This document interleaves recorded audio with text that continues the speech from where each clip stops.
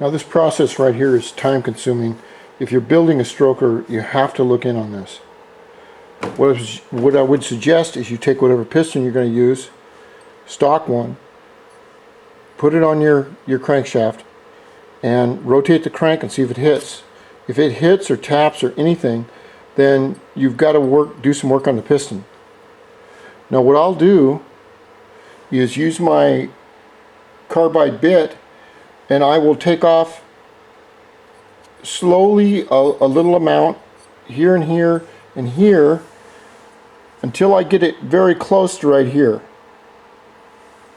But I won't overdo it. It's like one thing Genius two-stroker mechanic in Hawaii told me years ago.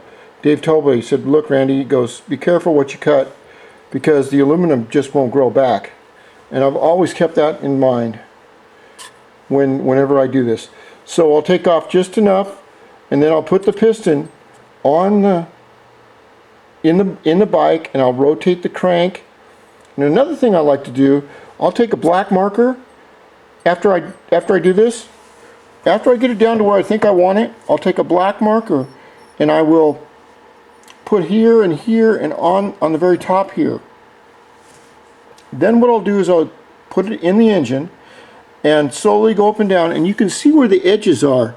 Those edges right there, see those little edges that are burred right there?